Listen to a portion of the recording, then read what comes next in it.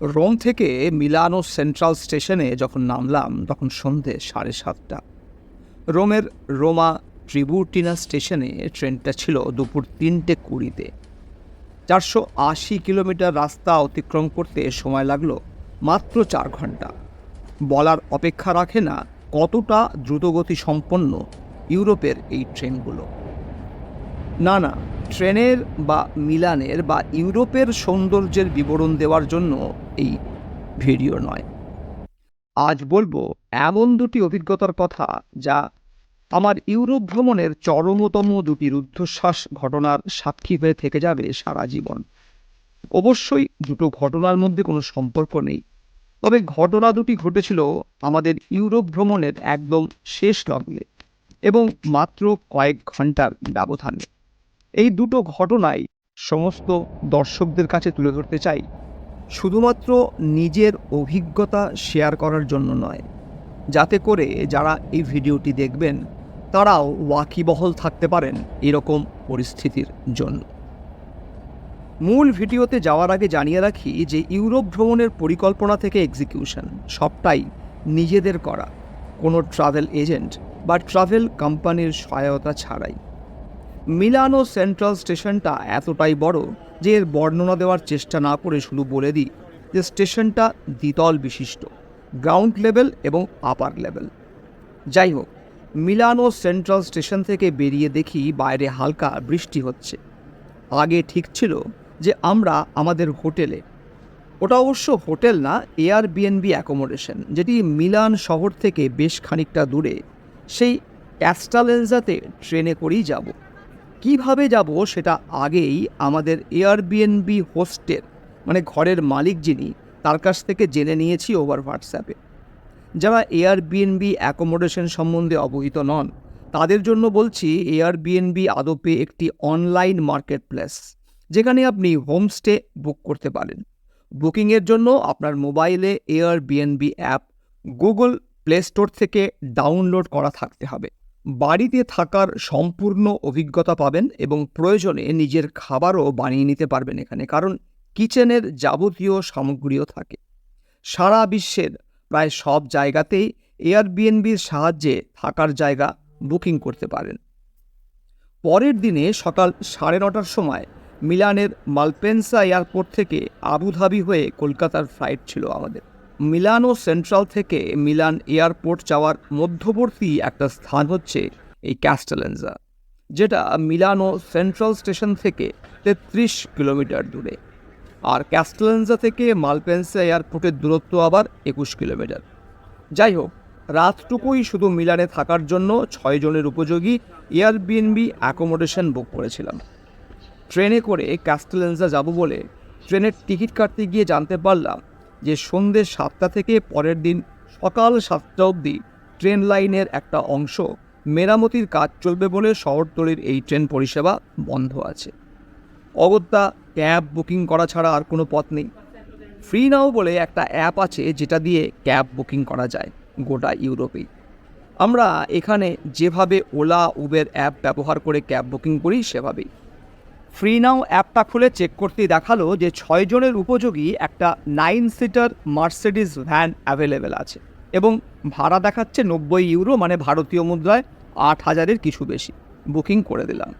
Minute 2-এর মধ্যেই phone, এবং driver ভাঙা ভাঙা ইংরেজিতে একটা হোটেলের নাম বলে বলল যে তার গাড়ি সেখানেই আছে। এদিক ওদিক নজর করতেই হোটেলটা চোখে পড়ল। দেখলাম একটা কালো রঙের মার্সিডিজ ভ্যান দাঁড়িয়ে আছে। লাগেজ গাড়িতে তুলে উঠে বসলাম গাড়িতে। ঘড়িতে সময় তখন রাত প্রায় 8:30। মিলান এমনিতে ফ্যাশনের জন্য জগৎ বিখ্যাত। এছাড়াও লিওনার্দো দা ভিঞ্চির আর এক অমর সৃষ্টি লাস্ট সাপার পেন্টিংটা দেখতেও অনেকেই আসেন এখানে। প্রচণ্ড গতিতে ছুটে চলেছে অত্যাধুনিক গাড়ি, আর ভিতরে বাজছে একটা দারুণ সুরে লাগান। ভাষা না বুঝলেও গানের ছন্দে মন মাতোয়ার। মার্সিডিজ ভ্যানে এর আগে এবারে ইউরোপ ভ্রমণে ফ্রান্সে চেপেছিলাম। প্রায় 1 ঘন্টা লাগলো ঠিকানায় পৌঁছাতে। রাতের অন্ধকারই বুঝলাম শহর ছাড়িয়ে, শহরতলি ছাড়িয়ে আমরা একটা আধা শহরে এলাকায় পৌঁছেছি। গুগল বাবাজি না থাকলে ঠিকানায় পৌঁছাতে যে বিস্তর সমস্যা হতো তা বলাই বাহুল্য। যাই হোক, অ্যাপে দেখাচ্ছে যে 91 ইউরো ভাড়া হয়েছে। ড্রাইভার বাবা জীবন বললে 100 ইউরো লাগবে, কারণ ওর মিটারে নাকি সেটাই দেখাচ্ছে। ভাঙা ভাঙা ইংরেজিতে শুরু হলো বচসা। সে হাত পা নেড়ে কী সব কী বলছে, তার বেশিরভাগই বোঝার অসাধ্য।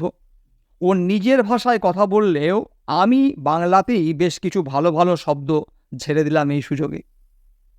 এক সময় সে হুমকি দিল যে সে পুলিশ ডাকবে। আমিও নাছোড় বললাম, এর থেকে ভালো প্রস্তাব আর হতেই পারে না। সে পুলিশে কল করে পুলিশ ডাকলো। পুলিশ আসছে জেনেও ভয় না পাওয়ায় দেখলাম সে কিছুটা নরম। অবশেষে 91 ইউরো নিতেই রাজি হলেন বাবাজি। পেমেন্ট করলাম অনলাইনে এবং কিছুটা ক্যাশে। পেমেন্ট করার সময়ই পুলিশ এলো গাড়ি হাঁকিয়ে। ড্রাইভারের সাথে কী সব কথা বলল। আমাদের কাছ থেকে শুধু পাসপোর্ট চাইলো যে কেউ একজনের। আমি আমারটাই বাড়িয়ে দিলাম, খানিক ভয়ে ভয়েই দিলাম। কি জানি আবার তাতে কিছু যদি লিখে দেয়, কারণ আগে শুনেছিলাম অনেক সময় নাকি পুলিশেরা অসন্তুষ্ট হয়ে কিংবা কোনো বিশেষ কারণে পাসপোর্টে কিছু লিখে দিলে পরবর্তী ক্ষেত্রে আবার ইউরোপ ট্যুরের আসার ক্ষেত্রে ভিসা পেতে অসুবিধা হয়। জিজ্ঞাসা করলো পুলিশ আমাদের ফ্লাইট কবে, বললাম আগামীকাল। পাসপোর্ট থেকে কিছু নোট ডাউন করলো নিজের নোটবুকে। পাসপোর্ট ফেরত দিয়ে আমাদের হাত নেড়ে বলল থ্যাংক ইউ, ইউ মে গো নাও। দেখলাম পাসপোর্টে কিছুই লেখেনি। তখনও দেখছি ড্রাইভারটির সাথে বেশ একটু উঁচু স্বরেই কিছু বলছে পুলিশের লোক দুটি। যাই হোক, ড্রাইভার সাহেবও চলে গেলেন। ঘরে ঢুকে গেলাম। ঘড়িতে তখন প্রায় রাত 10টা। যেহেতু আমাদের তরফে ভুল ছিল না কিছুই, আর আমরা নিয়ম বহির্ভূতও কিছু করিনি, তাই জেদ ধরেছিলাম বেশি টাকা দেব না। একটা জয়ের স্বস্তি হলো উপরি পাওনা। শুতে শুতে সেদিন প্রায় রাত 12টা। পরের দিন 6টার মধ্যে বেরোতে হবে। ফ্রি নাও এবং উবের দিয়ে ওই রাতেই ক্যাব বুকিং করতে গিয়ে দেখলাম ক্যাব অ্যাভেলেবেল আছে। খানিক নিশ্চিত হয়েই শুতে গেলাম। ভোর 5:30টায় উঠে ফ্রেশ হয়ে ক্যাব বুকিং করতে গিয়ে দেখি কোনো ক্যাব অ্যাভেলেবেল দেখাচ্ছে না। সামনেই রাস্তা, সেখানে বের হলাম। স্ট্রিটের মুখে গিয়ে দেখি যদি কিছু পাওয়া যায়, কিন্তু এ কি আর আমাদের ভারতবর্ষ? হুস হুস করে গাড়ি বেরিয়ে যাচ্ছে, হাত দেখালেও কেউ দাঁড়াচ্ছে না। একদম দিশেহারা অবস্থা তখন আমাদের। রীতিমতো ঘামছি তখন। ওখান থেকে এয়ারপোর্ট যেতেও সময় লাগবে কম করে 40 মিনিট। তারপরে এয়ারপোর্টের সব ফর্ম্যালিটি কমপ্লিট করতে করতে আরও 30 থেকে 40 মিনিট। মাথায় ঢুকছে না কিছু। ফ্লাইট মিস করা মানে সেটা কি হতে পারে ভেবেই ভয়ে বুক কাঁপছে। বারবার অ্যাপে দেখছি, কিন্তু কোনো ক্যাব অ্যাভেলেবেল দেখাচ্ছে না। হোয়াটসঅ্যাপ থেকে অত ভোরেই এয়ারবিএনবি অ্যাপার্টমেন্ট যার কাছ থেকে নিয়েছি সেই সিলভেস্ট্রোকে ফোন করলাম। রিং হচ্ছে। একজন মহিলা ফোন তুললেন। বললাম সবটা ইংরেজিতে। বললেন ওনার কিছুই করার নেই, কারণ উনি আর একটু পরেই বেরিয়ে যাবেন অফিসে। আমি তখন প্রায় নাছোড়, কিছু একটা ব্যবস্থা করে দিতেই হবে আপনাকে। আমি ফোনে কথা বলছিলাম ওনার সাথে, আর আমার ছেলে ওনার গলা পাচ্ছিলেন। ছেলে অনুমান করলো উনি একই কমপ্লেক্সে থাকেন। অনুমান সত্যি হলো। কমপ্লেক্সের ভিতরে আরও একটা ঘর দেখলাম, একটা গাড়িও রয়েছে। ওনার দরজায় নক করতেই উনি বেরিয়ে এসে বললেন যে উনি ট্রাই করছেন ভাড়া গাড়ির ব্যবস্থা করে দিতে, কিন্তু ওনার ফোন রিসিভ করছে না ওনার পরিচিত গাড়ির এজেন্ট। ওনাকে তখন আর শুধু আমি না, আমাদের টিমের বাকিরাও কাকুতি মিনতি করতে লাগলো। বুঝলাম উনি আমার ফোনেই ঘুম থেকে উঠেছেন। চেহারা দেখে বুঝলাম বয়স 60-এর বেশি। ওনার হাজব্যান্ডকেও দেখলাম বেশ লম্বা আর মাথায় টাক। বোঝালাম ফ্লাইট মিস করলে আমাদের আর দেশে ফেরা হবে না, আমাদের জন্য কিছু একটা ব্যবস্থা করে দিতেই হবে তাকে।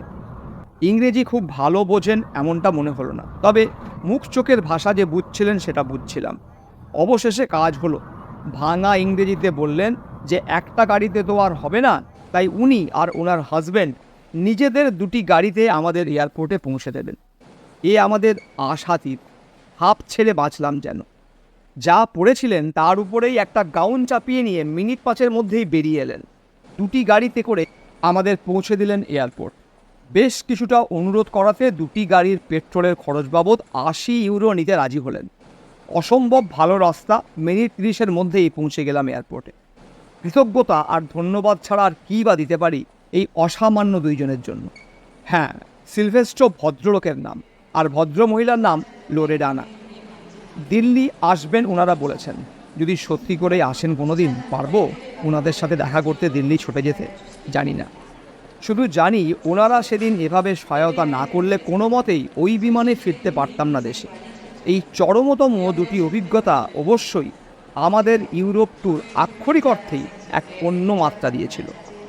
যোগাযোগটা আছে এখনও। কুশল বিনিময়টুকুও হয় হোয়াটসঅ্যাপে। অপেক্ষায় আছি জীবনে আরও একবার ওনাদের সামনে দাঁড়াতে। আশা করি এই দুটো অভিজ্ঞতা আপনারা যারা শুনলেন তাদেরকে অনুপ্রাণিত করবে, সাহস দেবে আপনাদের নিজেদের মতো করে ইউরোপ ট্যুরের ব্যবস্থা করতে। যদি আমার এই সত্য কাহিনী ভালো লেগে থাকে এবং আপনি এর থেকে অনুপ্রেরণা পেয়ে থাকেন, তাহলে অবশ্যই চ্যানেলটি সাবস্ক্রাইব করে এই কাহিনী আরও মানুষের কাছে ছড়িয়ে দিন, ভিডিওটি শেয়ার করুন এবং চ্যানেলটি সাবস্ক্রাইব করার পাশাপাশি অবশ্যই বেল আইকনটি প্রেস করতে ভুলবেন না, যাতে করে আমার পরবর্তী ভিডিও আপলোড হওয়া মাত্রই তার নোটিফিকেশান পৌঁছে যায় আপনার কাছে। ধন্যবাদ, ভালো থাকবেন।